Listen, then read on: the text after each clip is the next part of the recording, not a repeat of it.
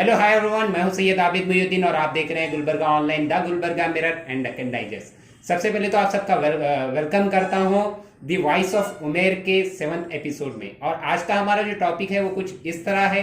CAA NRC में जिन जिन रहनुमाओं ने जो है ना शिरकत की थी, अपना अहम किरदार निभाया था, उनमें बहुत सारे लीडरों को जो है ना पुलिस के द्वारा गिरफ्तार किया गया है। जैसे कि डॉक्टर कफील हैं और जो सफूरा जरगार हैं, इनको गिरफ्तार किया गया था। और हाल ही में उमर खालिद, जो कि JNU के लीडर भी हैं और एक्टिविस्ट भी हैं, उनको भी अरेस्ट किया गया है। तो उसी के ताल्लुक से हमारे साथ बात करने के लिए उमर जुनैदी हमारे साथ हैं। तो सबसे पहले मैं इनसे पूछना चाहूंगा कि जो उमर खालिद को गिरफ्तार किया गया है, उनके बारे में आपकी क्या राय है?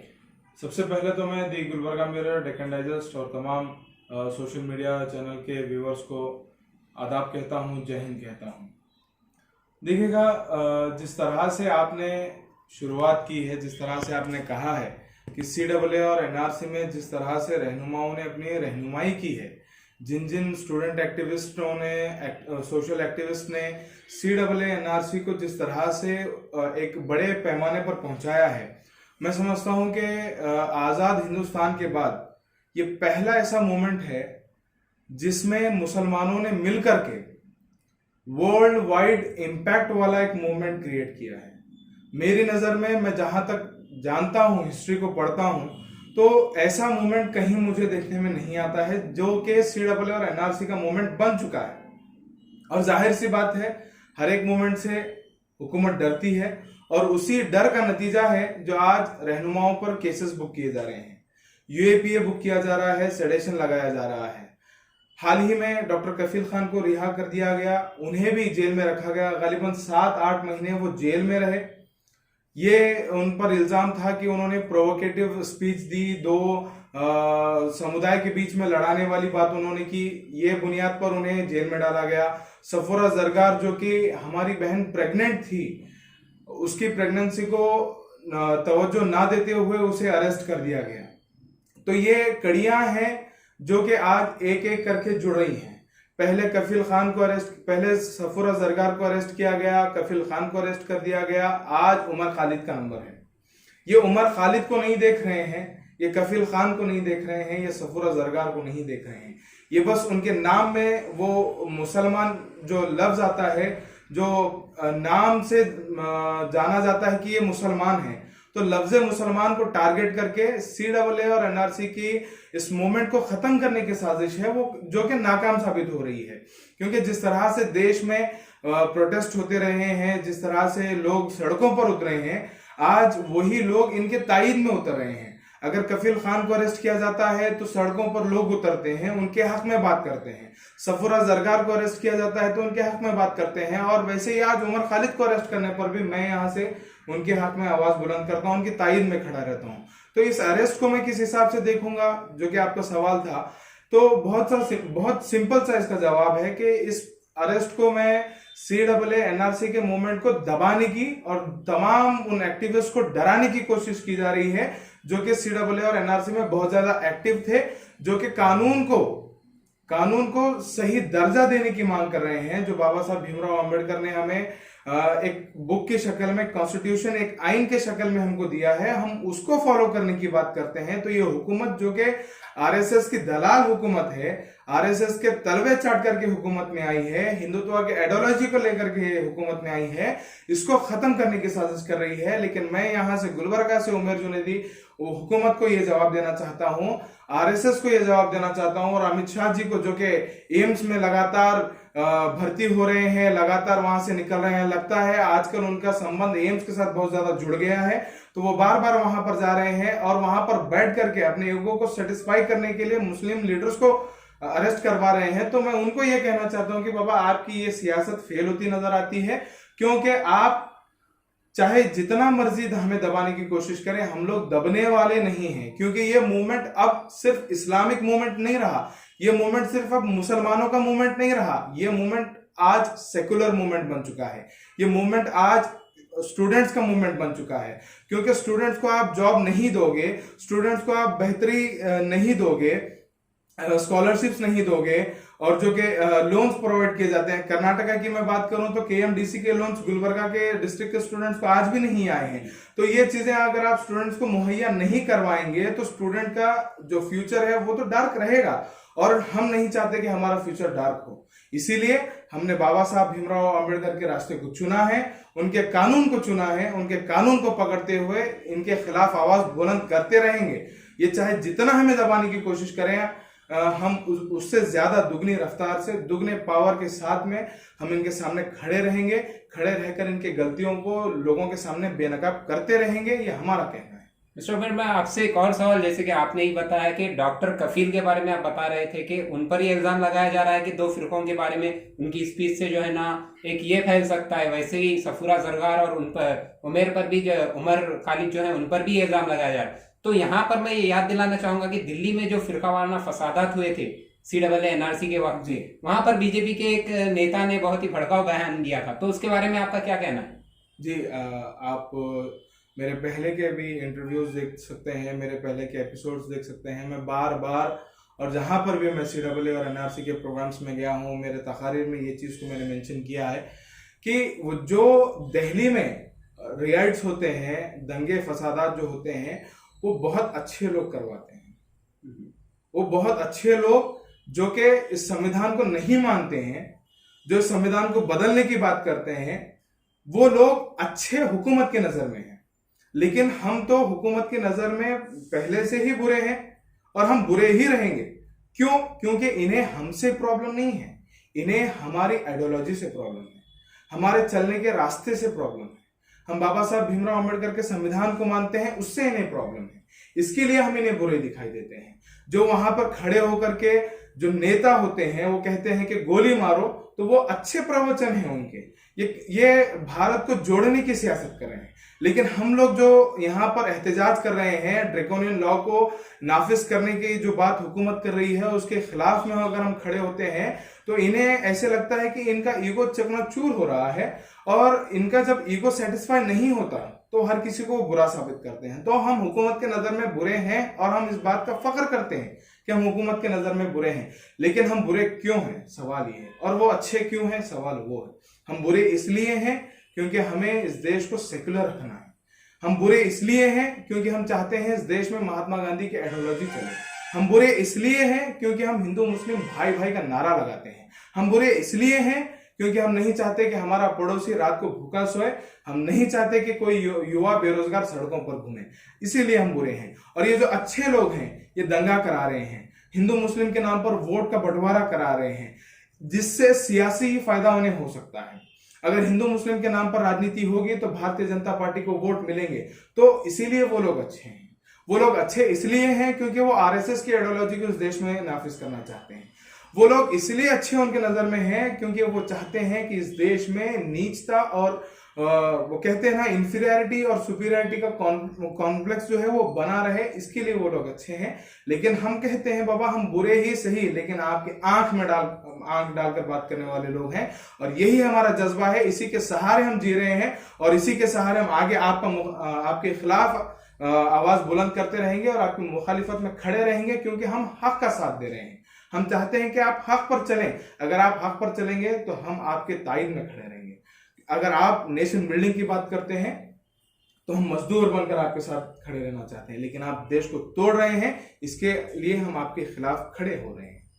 मिस्टर उमर, मेरा जो नेक्स्ट क्वेश्चन है वो कुछ इस तरह है, जैसे कि हम सब जानते हैं ना सिर्फ इंडिया हमारी कंट्री मतलब हमारा मुल्क बल्कि पूरी दुनिया में कोरोना का जो वबा है वो चल रही है। पेंडेमिक का जो माहौल है वो किस तरह से आपको अच्छी तरह से पता है। तो पूरी दुनिया अपने जो भी जाती मामलात हैं, सियासी मामलात हैं, उनको पीछे रखकर इससे किस तरह लड़ा जाए, इसको किस तरह से हराया जाए, उसको फोकस कर रही है। मगर एक हमारी हुकूमत है, हमारे मुल्क में ये देखा जा रहा है कि कोरोना के लोग अपनी परेशानी में है। कोरोना की वजह से जो उनको परेशानियां आ रही हैं बिजनेस को लेकर या फिर लॉकडाउन की वजह से जो भी आ रहे हैं वो अपने इसमें, मगर हमारे सियासी जो लोग हैं, लीडर हैं, वो कोरोना में भी जो है ना, जैसे कि उमर खालिद को गिरफ्तार किया गया और डॉक्टर कफील ने जिन्होंने गिरफ्तार किया था उन्होंने खुद बयान दिया था कि अगर मैं यही टाइम बाहर गुजारता तो हो सकता था मैं मुल्क को जो है ना कोरोना के लिए कुछ हेल्प कर सकता था। तो उसके बारे में आपकी क्या राय है? देखिए, मैं पहले तो कोरोना को एक पैंडेमिक नहीं मानता हमारे देश में। हो सकता है मैं गलत हूं, लेकिन मेरी जो सोच है मेरी, जो समझ है, मैं उस लिहाज से मैं आपको जवाब दे रहा हूँ। देखिए, होता क्या है कि कोई जब एक वायरस निकलता है, एक बीमारी जब लोगों में आती है, तो सबसे ज्यादा जरूरी होता है कि मैं आपके साथ खड़ा रहूं, जिसको मॉरल सपोर्ट कहते हैं। इस देश की हुकूमत को चाहिए था कि इस देश की जनता के साथ में मॉरल सपोर्ट बन के खड़े रहे, लेकिन सबसे बड़ी गलती और सबसे पहली गलती ये थी कि इस कोरोना की वबा को एक अपॉर्चुनिटी मानते हुए हमारे आदरणीय प्रधानमंत्री श्री श्री नरेंद्र मोदी जी उसका उपयोग करते हैं। किस तरह से करते हैं? वो अपनी छवि को लोगों के सामने बताने के लिए कि मैं कुछ कर रहा हूं। आप देखते होंगे, सोशल मीडिया से हैं आप, सोशल मीडिया पर कई ऐसे मीम्स आते हैं, कई ऐसे कुछ अच्छी नसीहतें आती हैं जिसमें ये बताया जाता है कि एक लड़का हो या एक आदमी हो, वो गड्ढे में गिरा हुआ होता है, एक जो दूसरा बंदा होता है वो हाथ बढ़ाने की कोशिश कर रहा है या हाथ बढ़ा रहा है, उसके पास में लैडर रखा हुआ है, सीढ़ी रखी हुई है, लेकिन वो शो कर रहा है कि वो मैं मदद कर रहा हूं। तो ऐसे ही नरेंद्र मोदी जी ने अपनी छवि को बनाया है कि मैंने चाहा और मैंने लॉकडाउन कर दिया क्योंकि मुझे इस देश के हर एक नागरिक की चिंता है। बाबा, अगर आपको चिंता रहती तो आप कड़े कदम उठाते, आप बिना प्लान के लॉकडाउन नहीं घोषित करते, आप बिना प्लानिंग के वो 9 मिनट गैलरी में ठहर के ताली बजाओ, थाली बजाओ, दिया लगाओ वाला स्टंट नहीं करते। ये आपने कोशिश की है ये बताने की कि मैं कोशिश कर रहा हूं, लेकिन देश की जनता जानती है कि ये आपकी कोशिश बताने के लिए कोशिश थी, लेकिन असल में आपने कुछ काम नहीं किया। अगर असल में आपने काम किया होता तो आप एमएसएमई सेक्टर को मजबूत करते, जो मीडियम स्मॉल मीडियम जो छोटे उद्योग हैं उनको मजबूत करने की बात आप करते। माइक्रो है, स्मॉल है, मीडियम एंटरप्राइजेस जो एमएसएमई के होते हैं, अगर उन्हें मजबूत आप करते तो आज आत्मनिर्भर भारत की जो आप बात कर रहे हैं वो आत्मनिर्भर भारत बन चुका होता। आपने कहा 2 लाख करोड़ रुपए, 20 लाख करोड़ रुपए हम एमएसएमई सेक्टर को दे रहे हैं, लेकिन आज तक इंप्लीमेंटेशन नहीं हुआ। मैं आपसे सवाल करता हूं, आप सोशल मीडिया से ताल्लुक रखते हैं, क्या आपने कोई ऐसी न्यूज डाली है जिसमें एमएसएमई को किसी एमएसएमई को कोई फायदा हुआ है? गुलबर्गा डिस्ट्रिक्ट में तो नहीं हुआ है, कर्नाटका में तो बहुत कम हुआ है। मैं एक छोटे से जिले की बात कर रहा हूं, जबकि एक देश बहुत बड़ा है और मेरा जिला बहुत छोटा है। मेरे एक छोटे से जिले में अगर कोई एमएसएमई की फैसिलिटी नहीं उठा पाता है, कर्नाटका में कोई ज्यादातर उसकी फैसिलिटी नहीं उठा पाता है, तो मैं देश का क्या विचार करूंगा? अगर आप गुलबर्गा जिले में 2-4 ऐसे बंदों को बता दीजिए, 2-4 एमएसएमई को ऐसे बता दीजिए जिन्होंने इस स्कीम का फायदा उठाया है, तो मैं मान सकता हूं कि हर एक डिस्ट्रिक्ट से 4 मतलब कि एक बड़ा आंकड़ा बन रहा है। लेकिन ये आंकड़ा तो नहीं बन रहा क्योंकि मेरे जिले में किसी को ऐसे नहीं हुआ है। और रही बात अरेस्ट की उमर खालिद के, तो ये कोरोना पैंडेमिक को एक पिक्चर बनाया जा रहा है। जिस तरह से एक मिसाल भी बहुत दी जाती है कि जब हाथी छोटा होता है, हाथी का बच्चा कह लें उसे, महावत जो है उसे एक जंजीर से कहीं पर बांध देता है, वो बहुत ज्यादा कोशिश करता है उसको तोड़ने की, और जब नहीं तोड़ पाता है तो वो उम्मीद हार चुका होता है कि अब ये मुझसे नहीं टूटेगी। और जब वो बड़ा विशाल हाथी बन जाता है, उसके गले में वही जंजीर होती है, जबकि वो एक झटके से जंजीर को निकाल सकता है, लेकिन वो नहीं निकाल पाता। क्यों? उसकी मेंटालिटी वैसी बन चुकी है।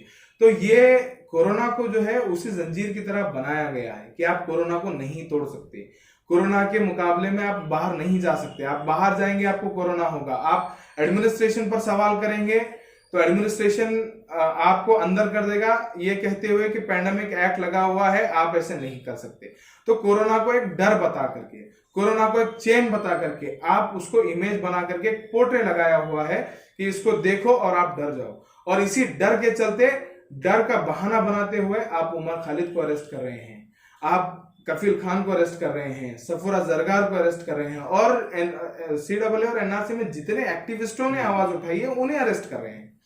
तो कोरोना मेरे लिए, क्योंकि मैं एक एक्टिविस्ट हूं और मैं जानता हूं हुकूमत हमारे आवाजों को दबाने के लिए क्या क्या कर सकती है, तो इस लिहाज से मैं ये कह सकता हूं कि कोरोना को हमारे लिए एक डर बनाया गया है, हमारी आवाजों को दबाने के लिए एक डर बना करके अरेस्ट किया जा रहा है। लेकिन ये अरेस्ट से एक फायदा हमें हो रहा है कि जैसे कि शाहीन बाग चला, शाहीन बाग को खत्म करने की बहुत सी कोशिश हुकूमत ने की। साम दाम दंड भेद जो कहा जाता है, उसमें सिर्फ बात नहीं हुई, बल्कि डिस्कशन के अलावा सारे हथकंडे अपनाए गए।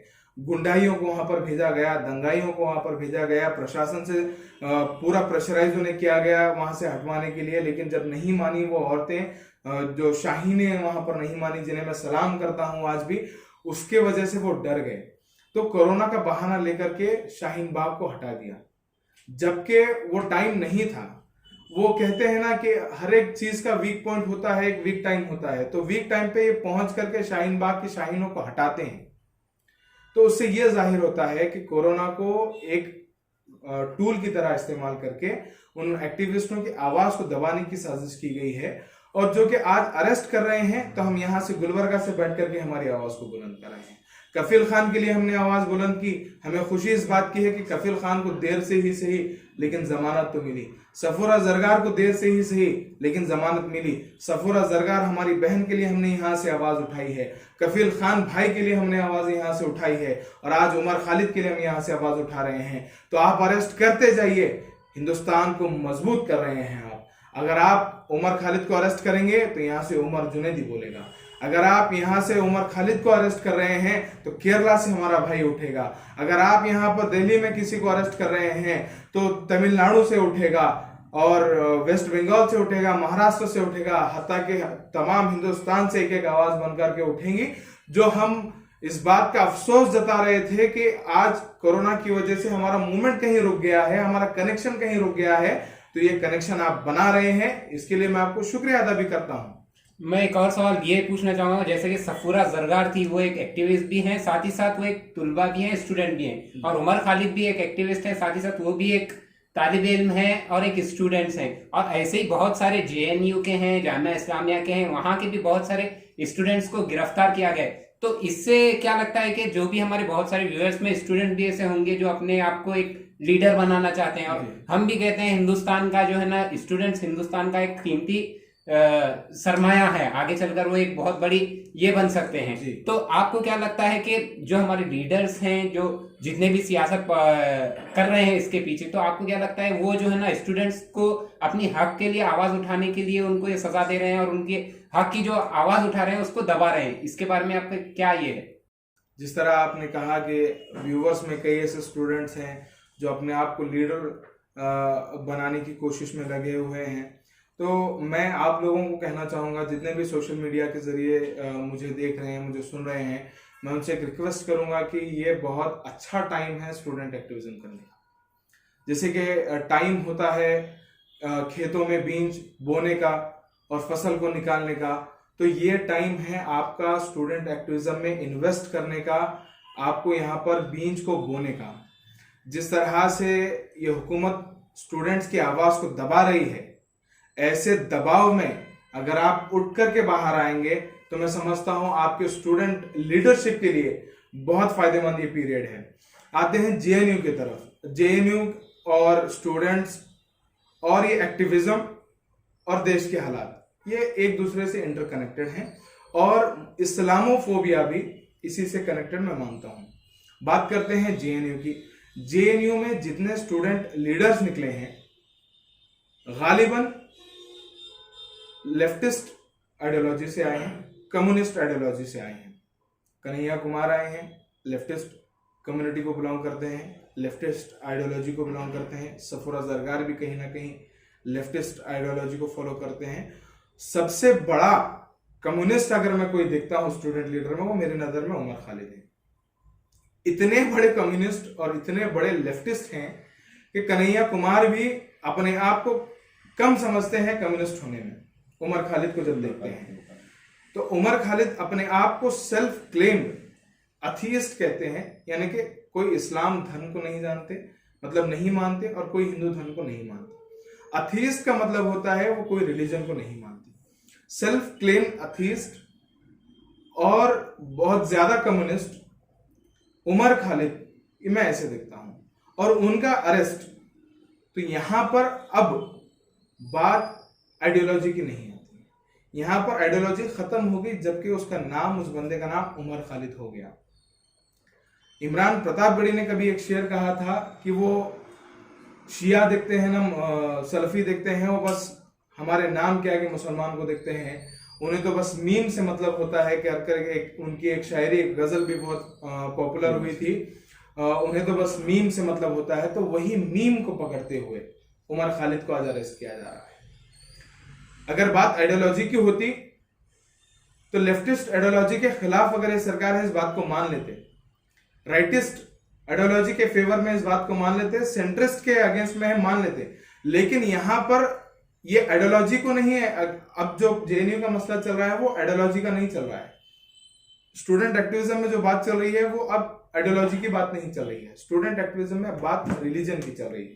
अगर आप मुसलमान हैं तो जाहिर सी बात है आपको तकलीफ दी जाएगी, जाहिर सी बात है अगर आप एकजती की बात करेंगे तो आप पर केस बुक किए जाएंगे।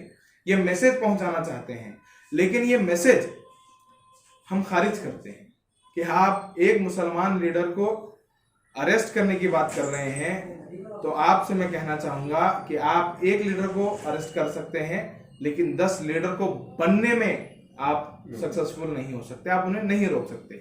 और बात आती है स्टूडेंट एक्टिविज्म में, और वो स्टूडेंट से बहुत ज्यादा डरे हुए क्यों हैं? देखिएगा, जब आप पढ़ाई लिखाई करेंगे तो आप में जाहिर सी बात है सवाल करने की क्षमता है, कि सवाल करने का स्ट्रेंथ और स्टेमिना और एक पावर आप में आएगा कि आप, हाँ ठीक है ये ऐसा है तो ये ऐसा क्यों है, ये सवाल आप करेंगे। ताकत एजुकेशन देती है, और ये डरते हैं उन सवालों से, और डरते हैं ये पढ़े लिखे लोगों से, क्योंकि पढ़े लिखे लोगों का लॉजिक बहुत मजबूत होता है, बात एकदम सटीक और करेक्ट होती है। अनपढ़ भक्त होते हैं तो उन्हें गोबर, गौमूत्र ये कह करके बहकाया जा सकता है, फुसलाया जा सकता है। लेकिन जब हम सवाल करेंगे तो गोबर की आप बात क्यों कर रहे हैं, हम ये सवाल करेंगे। जब हम आपको रोजगार मांग रहे हैं तो आप गौमूत्र की बात क्यों कर रहे हैं, क्या गौमूत्र हमें रोजगार देगा, ये सवाल हम करेंगे। तो ये सवालों से डरते हैं, ये पढ़े लिखे लोगों के सवालों से डरते हैं, इसीलिए स्टूडेंट एक्टिविज्म पर ये लगातार हमला कर रहे हैं। स्टूडेंट एक्टिविज्म का एक मरकज माना जाता है जेएनयू को, वो ऐसा समझते हैं।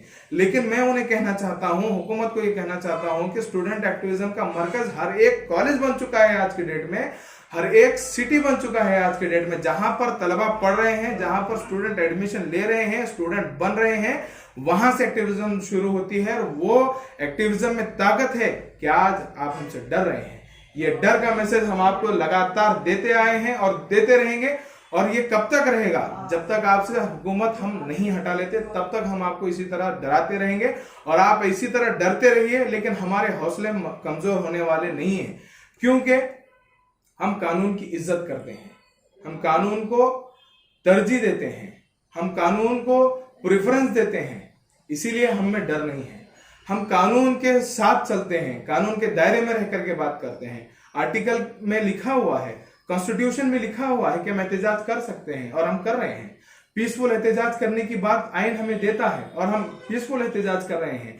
क्या आप बता सकते हैं कि कोई CAA और NRC के रैली में कहीं फसादात हुए हैं हमारी जानिब से? कोई ऐसे स्लोगन्स लगाए गए हैं जिसमें भारत को कोई, भारत की शान में कोई गुस्ताखी कर रहा हो, इस पवित्र संविधान का इस्तेमाल करते हुए देश को कोई गाली दे रहा हो? नहीं किया हमने। कोई मजहब को गाली दे रहे हैं? नहीं किया हमने, क्योंकि हमें पता है कि ये कानून, ये जो आइन है, जो संविधान है, ये हमें इजाजत देता है पीसफुल तरीके से रैली करने की, पीसफुल तरीके से एहतजाज करने की, और हम कर रहे हैं। ये समझते हैं हमारे होम मिनिस्टर साहब, जो कि अमित शाह साहब हैं, वो समझते हैं कि वो हमें पुलिस से डराएंगे। पुलिस से डरना हमने उसी दिन छोड़ दिया जिस दिन हमने एक्टिविज्म का रास्ता अपनाया, क्योंकि दिल्ली पुलिस की जो साजिशें हैं, दिल्ली पुलिस हुकूमत के हाथों में कठपुतली की तरह जब से नाचना शुरू की है ना, तब से पुलिस का डर हमें उड़ गया है, दिल्ली पुलिस का। देखिएगा, कानून के हिसाब से नहीं चलती है वो पुलिस। उमर खालिद की हम बात कर रहे हैं। उमर खालिद दोपहर के 1 बजे से लेकर सुबह के 11 बजे से लेकर रात के 1 बजे तक इंट्रोगेशन में उनकी मदद करता है, उनके सवालों का जवाब देता है, उनका बराबर कोऑपरेट करता है। उसके बावजूद स्पेशल सेल जो है उन्हें अरेस्ट करता है। तो इससे साफ जाहिर होता है कि जब कोई बंदा आपके साथ कोऑपरेट कर रहा है तो भी आप उसे अरेस्ट करेंगे, क्योंकि आपके आका अमित शाह ने कहा है उसे अरेस्ट करने को। तो ऐसे प्राइवेट गैंग को, या कहें कि अमित शाह के प्राइवेट मिलिशिया को, या एक अमित शाह की खुद की एक पुलिस गैंग को हम नहीं डरेंगे। क्यों नहीं डरेंगे? क्योंकि ये कानून का रास्ता अपना नहीं रहे हैं। कानून का रास्ता अगर ये अपनाते तो जिस तरह से वो कोऑपरेट कर रहा है, उमर खालिद हमारा भाई जो कोऑपरेट कर रहा है, उसके कोऑपरेशन के साथ में वो आगे बढ़ते। लेकिन ये अरेस्ट करना ये साफ जाहिर करता है कि अपने आका की, होम मिनिस्टर अमित शाह जी के ईगो को सेटिस्फाई करने की साजिश यहां पर की जा रही है। और ऐसे ईगो सेटिस्फायर्स को, ईगो सेटिस्फाई करने वाले पुलिस गैंग को हम नहीं डरते हैं। हम डरते हैं तो बाबा साहब भीमराव अंबेडकर के संविधान को। हम अगर इज्जत करते हैं तो बाबा साहब भीमराव अंबेडकर के संविधान की इज्जत करते हैं, उनकी आइडियोलॉजी की इज्जत करते हैं, महात्मा गांधी की आइडियोलॉजी को हम मानते हैं। हम जिन्ना की आइडियोलॉजी को नहीं मानते। ये तो जिन्ना की आइडियोलॉजी है ना कि पाकिस्तान बनाया उन्होंने मुसलमानों के नाम पर। वो चाहते थे कि हिंदुस्तान बने हिंदुओं के नाम पर, लेकिन वो शायद इस बात को नहीं जानते थे कि ये देश कभी हिंदुस्तान था ही नहीं। ये देश भारत था, भारत है, भारत रहेगा। ये देश इंडिया था, इंडिया है और इंडिया रहेगा। हिंदुस्तान इस देश का नाम कभी नहीं हुआ है और ये हिंदुस्तान कभी हो ही नहीं सकता, क्योंकि इस देश का नाम ऑफिशियली भी अगर आप देखेंगे तो भारत और इंडिया है।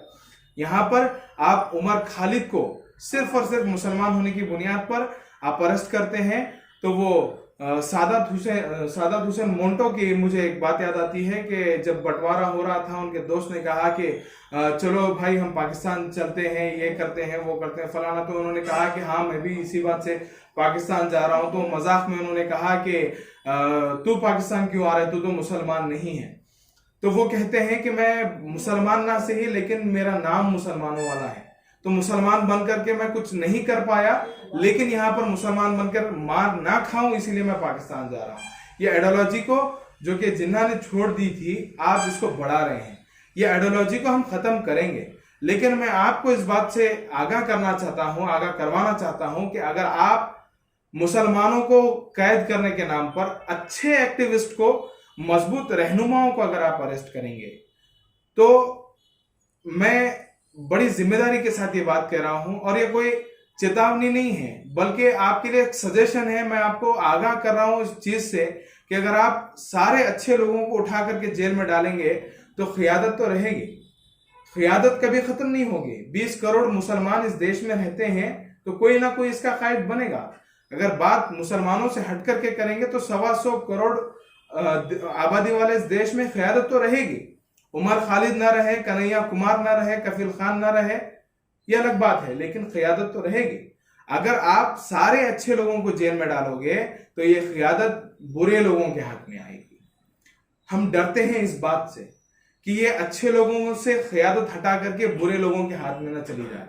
बुरे लोगों के हाथ में क़ियादत अगर चली जाएगी तो इस देश के लिए नुकसानदायक होगी, आपके लिए नुकसानदायक होगी और हमारे लिए नुकसानदायक होगी, क्योंकि बुरे लोग कभी अच्छा नहीं सोच सकते। आखिर में मैं एक सवाल के साथ इस प्रोग्राम को खत्म करता हूं। लास्ट में मेरा सवाल ये है कि जैसे कि उमर खालिद जो कि स्टूडेंट भी हैं और अपनी आवाज उठाने की वजह से वो आज गिरफ्तार हुए हैं, और आप भी जो कि उमर जुनैदी है, उनका नाम उमर खालिद था, आपका नाम उमर जुनैदी है, और आप भी जो है ना यहाँ पर हमने देखा है CAA के जो भी प्रोग्राम होते थे उसमें बढ़ चढ़कर हिस्सा लिया है। तो क्या आपको डर नहीं लगता कि आज उमर खालिद का नाम आया, कल उमर जुनैदी का आएगा? देखिए, आपके सवाल को थोड़ा सा मैं इस तरह से समझ रहा हूँ, चूंकि आप मीडिया से बिलोंग करते हैं, अच्छी वाली मीडिया से, सोशल मीडिया से आप बिलोंग करते हैं, तो आप इनडायरेक्टली ये कहना चाह रहे हैं कि देखो भैया आज उमर खालिद का नंबर है, कल उमर जुनैदी का नंबर हो सकता है। तो मैं ये बहुत ही जिम्मेदारी के साथ ये बात कहता हूँ कि मुझे डर नहीं है। मेरा डर उसी दिन खत्म हो गया जिस दिन मैंने बाबा साहब भीमराव अंबेडकर के संविधान को हाथ में पकड़ा। मेरा डर उसी दिन खत्म हो गया जिस दिन मैंने कानून को समझा। मैंने कानून को इस तरह से समझा है, कानून लोगों को डराने के लिए नहीं है, लोगों की बेहतरी के लिए कानून है, लोगों को अच्छी बात बताने के लिए कानून है, लोगों को अच्छा रास्ता बताने के लिए कानून है। जब मैंने इस चीज को समझा तो मेरा डर खत्म हो गया। हाँ, कहीं ना कहीं 1860 के एक एक्ट को उठा करके, सेडेशन को आज लोगों पर नाफिज कर रहे हैं, एक्टिविस्टों पर नाफिज कर रहे हैं, देशद्रोही उन्हें कह रहे हैं। इस बात से डर लगता है कि कहीं ना कहीं ये मुझे सेडिशन का चार्ज डाल करके मुझे अरेस्ट ना कर दें, लेकिन उस डर के ऊपर कोई एक चीज नाचती है जिसका नाम मैं कहता हूं खुशी है। ये जो डर इन्होंने क्रिएट करने की कोशिश की है, इसके ऊपर हमारी खुशी नाचती है, क्योंकि ये सडेशन वही सडेशन है जिसके चलते महात्मा गांधी जेल में गए हैं। ये वही सडेशन है जिसके चलते नेहरू जी जेल में गए हैं। ये वही सडेशन है जिसको डर करके सावरकर ने लेटर लिखा था। ये वही सडेशन का डर है जो सावरकर की नींद को हराम कर रहा था। ये वही डर की वजह से जिन्होंने ब्रिटिश हुकूमत के आगे गिड़गिड़ा करके भीख मांगी, मेर्सी पिटीशन जिसे कहा जाता है, आज भी सोशल मीडिया पर अवेलेबल है, कई अखबारात में अवेलेबल है कि जिस तरह से सेडेशन को डरते हुए इन्होंने कहा कि हम अंग्रेजों के गुलाम बन के रहेंगे। तो ये जो डर मैं सावरकर की आंखों में देखता हूं तो मुझे इस बात की खुशी होती है कि मैं सावरकर नहीं हूं।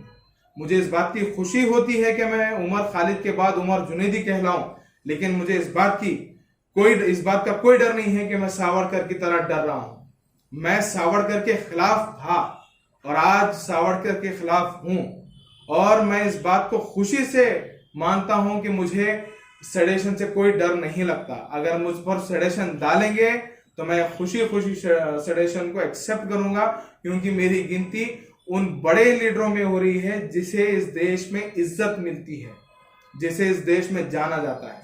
आप कभी भी महात्मा गांधी जी का नाम लेते हैं तो आप गांधी नहीं कहते, महात्मा लगा हुआ होता है, जी लगा हुआ होता है, अंबेडकर जी कहा जाता है, बाबा साहब भीमराव अंबेडकर साहब कहा जाता है, पंडित नेहरू जी कहा जाता है। तो तमाम लीडरों के नाम के आगे जी लगाया जाता है। तो ये सडेशन लेने के बाद उनके नाम पर जी आता है, तो मुझे खुशी होगी कि अगर आप मेरे नाम के आगे उमर जुनैदी जी लगाएं, क्योंकि मेरे नाम पर सडेशन हो रहा है। आज हम उमर खालिद की बात क्यों कर रहे हैं? यूएपीए उन पर लगाया गया है। कफील खान की हम बात क्यों कर रहे हैं? यही यूएपीए लगाया गया है। सफूरा जरगार पर यही यूएपीए लगाया गया है। तो आप ऐसे कानून उन पर लगाइए, उनके बारे में चर्चा होने लगेगी। आज वीर सावरकर का नाम नहीं है, आज गोडसे का नाम नहीं है, आज महात्मा गांधी का नाम है, आज बाबा साहब भीमराव अंबेडकर का नाम है। क्यों? क्योंकि उन्होंने इस डर को खत्म किया है। और जब से मैंने इन लोगों की आइडियोलॉजी को फॉलो करना सोचा है, और जब से मैंने एलएलबी की पढ़ाई शुरू की है, मैं कानून को अच्छी तरीके से समझ रहा हूं, और कानून को अच्छे से समझ रहा हूं, जो कि कानून का असल मकसद था कि कानून बनाया क्यों गया था, लोगों की बेहतरी के लिए, लोगों को सहूलत फराहम करने के लिए। कोई आपकी आवाज को दबा रहा है तो कानून बनाया गया है कि कोई आपकी आवाज को नहीं दबा सकता। कोई आपके साथ ज्यादती कर रहा है, कोई आपको निचले तबके का बता रहा है, तो उसको समानता देने के लिए, इक्वालिटी देने के लिए आर्टिकल 14 बनाया गया है। अगर आप अपनी आवाज को लोगों के सामने एग्जिबिट करना चाहते हैं, लोग आपको कहने नहीं दे रहे हैं, तो आर्टिकल दिया गया है फ्रीडम ऑफ स्पीच।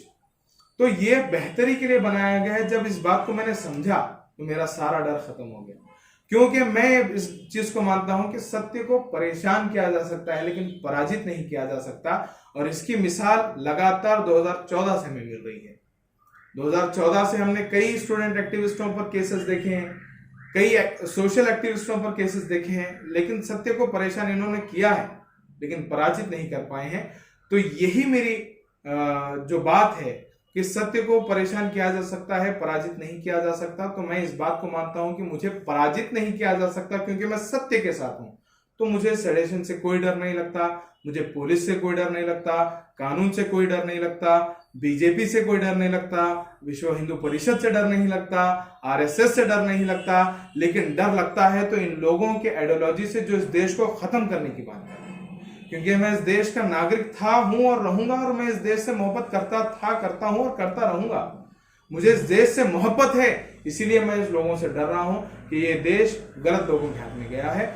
और हमें मिलकर के यही कोशिश करनी है। मैं तमाम व्यूअर्स से यही गुजारिश करता हूं, इसमें कई एक्टिविस्ट होंगे, कोई ह्यूमन राइट एक्टिविस्ट होगा, कोई आरटीआई एक्टिविस्ट होगा, कोई सोशल एक्टिविस्ट होगा, कोई स्टूडेंट एक्टिविस्ट होगा, कोई फार्मर एक्टिविस्ट होगा। तमाम एक्टिविस्टों से मैं ये गुजारिश करता हूं कि हमें एक बनना है, हमें हिंदुस्तान बनना है, हमें भारत बनना है। अगर हम भारत बनेंगे तो ये आरएसएस के गुंडे, ये भारतीय जनता पार्टी के गुंडे और इन्हें मानने वाले वो पुलिस कर्मचारी जो कि इनके उंगलियों पर नाचते हैं, जो कि पुलिस को अपने कंट्रोल में रखते हैं, इन लोगों से अगर हम देश को वापस नहीं लेंगे तो मैं समझता हूँ इस देश को खत्म होने से कोई नहीं रोक सकता, जबकि आज हो ही रहा है। आज इंडस्ट्रियल सेक्टर खत्म हो चुका है। आज किसानों की बात अगर हम करेंगे, किसानों को फैसिलिटीज फराहम नहीं हो रहे हैं, तो ऐसे तमाम तर चीजें चल रही हैं। आज वक्त है आप लोगों को आगे आने का। आप और हमको ये जिम्मेदारी उठाना है कि हम एक होकर के इनको पहले बाहर करेंगे सत्ता के, उसके बाद हम अपने देश को किस तरह से बढ़ाना है वो सोचेंगे। लेकिन जब तक इस बीमारी को हम ठीक नहीं करेंगे, हम आगे नहीं बढ़ सकते। तो सबसे बड़ी बीमारी जो कि बीजेपी है, उसको हटाना जरूरी है और इनके खिलाफ हमारी लड़ाई रहेगी। हम इनसे नहीं डरते हैं, क्योंकि हम डरते हैं तो ऊपर वाले से, उस परवरदिगार से जिसके कहने पर हमारे इस जिस्म में सांस आई है, हमें जीवन दान मिला है, और उसी के कहने पर हमारी सांस रोकी जा सकती है। हम उसी से डरते हैं और इस देश से मोहब्बत करते हैं। इसीलिए भाजपा जैसे सरकार से हम डरते हैं कि ये इस देश को खत्म ना कर दें। इसके अलावा हमें कोई डर नहीं है और बिंदास बिना डरे हम कहीं भी खड़े होकर के सत्य को बोलेंगे और बोलते रहेंगे। आपके खिलाफ आवाज बुलंद करते रहे हैं और करते रहेंगे। ना कहते हुए मैं आप तमाम लोगों से फिर एक मर्तबा गुजारिश करता हूं कि आज आपको वक्त है मजबूत होने का। आप मजबूत होइए, आप हुकूमत से सवाल करिए।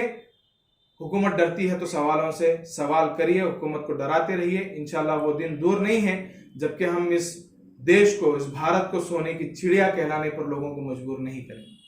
तो इसी के साथ मैं आपका शुक्रिया अदा करता हूं कि आपने अपना टाइम हमें दिया, और साथ ही साथ हमारे व्यूअर्स का भी शुक्रिया अदा करता हूं कि उन्होंने भी हमें अपना वक्त दिया। और इस प्रोग्राम जिसका नाम था द वॉइस ऑफ उमेर, इसको हम बता रहे थे आपके सामने। अगर आपको ये वीडियो पसंद आए तो ज़्यादा से ज़्यादा इस वीडियो को शेयर करिए, लाइक करिए, और आपका जो भी ओपिनियन है या फिर सजेशन है उसे कमेंट बॉक्स में लिखकर बताइए। और हमारे channels the Gulbarga mirror, Deccan digest और गुलबर्गा ऑनलाइन को फेसबुक, यूट्यूब, इंस्टाग्राम पर लाइक करिए, सब्सक्राइब करिए और फॉलो कीजिए। Thank you.